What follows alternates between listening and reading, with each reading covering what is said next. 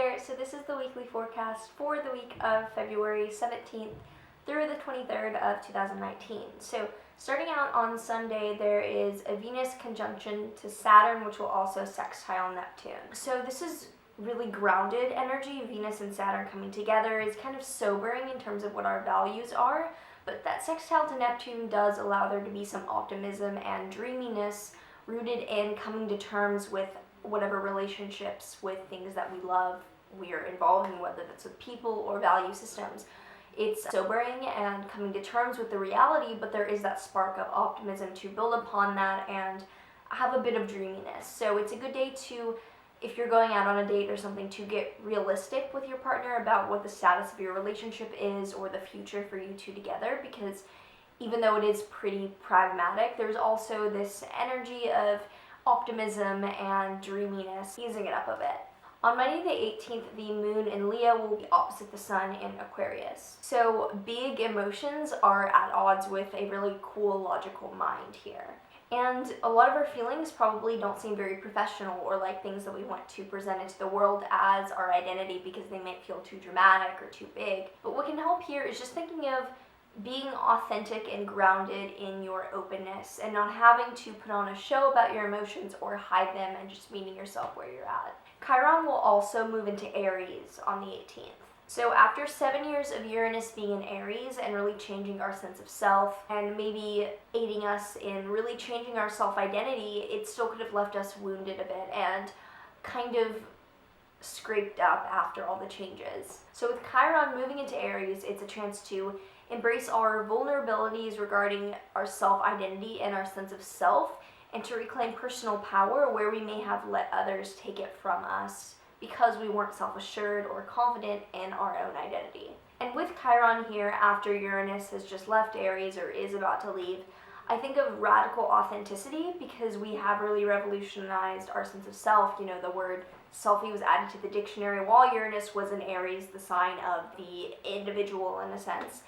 And now that Chiron is coming there, it's kind of being radical in what that authenticity really is and being so vulnerable that it's shocking maybe, and not having any false pretenses about who we are or the things that we've been through, and being open about ourselves so much that it heals others to do the same. On Tuesday the 19th, we have a Virgo full moon.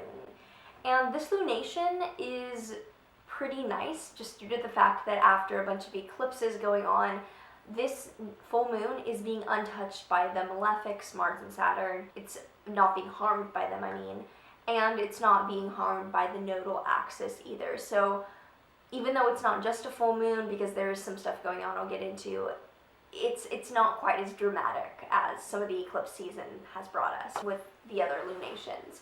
So the dispositor of this full moon, because it's a full moon in Virgo, the dispositor is Mercury, and Mercury is conjunct Neptune. So there's the ability to be really dreamy and really in touch with our intuition, and to think of our intuitive calls in a more logical way even, and to think about what we might normally feel and have that observant role about what our emotional environment is like. There's also the chance of being really disillusioned or dissociative with Mercury conjunct Neptune and kind of completely withdrawing, but overall this does give us the chance to ground in energy of the season that may be too much in our heads and to not get swept up in our feelings. This will also be conjunct Regulus. The moon will be right on fixed star Regulus, which indicates a sense of confidence and royalty and prestige. And with the sign of Virgo and the dreaminess and also possible disillusionment going on with the Mercury-Neptune, I think that this royalty is in clarity, and we're getting clarity into a feeling or into an emotional pattern that's going on that we may be subject to or victim to our own inner world here, and we're getting clarity on what action we can really take to move forward in a very Virgo grounded, useful way instead of letting our emotions get the best of us. Wednesday the 20th, there's really nothing new there, so I'll move on to Thursday the 21st. We'll have a Mercury square Jupiter sextile Venus. So it could be really nebulous, abstract, difficult to communicate, Mercury in Pisces. It's being helped out by optimistic Jupiter and the ease of Venus, especially Venus in Capricorn grounds this a bit. So we might have felt as if we were having a total loss for words in the past few days as Mercury's been in Pisces, and just been frustratingly unable to communicate clearly.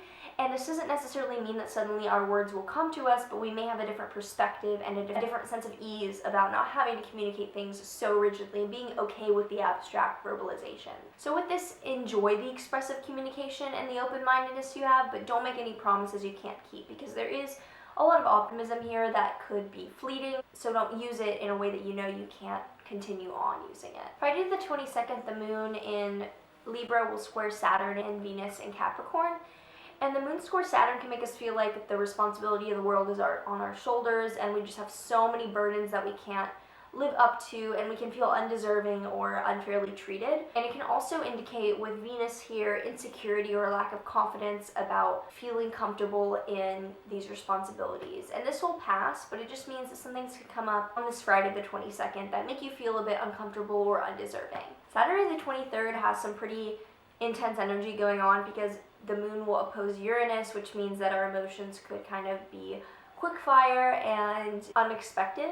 With Uranus in this position, we could either break down or break through depending on how we both use and see the situations handed to us emotionally. And also Venus will conjoin Pluto in Capricorn. So love on this day becomes really extreme and really intense. This could be good or bad. A lot of people probably won't be comfortable with Venus-Pluto energy because it can call for really radical, deep forms of relating, which can come across as uncomfortable obsession or actually be uncomfortable obsession. Because Venus-Pluto is really dedicated, it can also be kind of paranoid or over the top. So with Venus conjunct Pluto, I would think of it to be a really good day to like watch crime documentaries or do Venusian pleasureful things that are really Plutonic, like reading a book like American Psycho or something like that. If you're in a committed relationship, it could also be a good day to be really honest and really intensely intimate with someone about how you're feeling. If you're not in a committed relationship, or if you're casually dating someone, I would make sure not to come across too strong on this day, because there's the tendency for going in too fast, too far, just over the top. So depending on how you feel about that sort of energy, it could be really nice or it could be kind of scary. So this week has a lot of good stuff going on, with the more artistic energy of Pisces, Neptune, Mercury being kind of balanced out and aided by some earthy Virgoan Capricorn energy, letting us ground our dreams. So I hope this was helpful. I do private consultations at the link below. Like, subscribe, do all the things, and I will see you soon.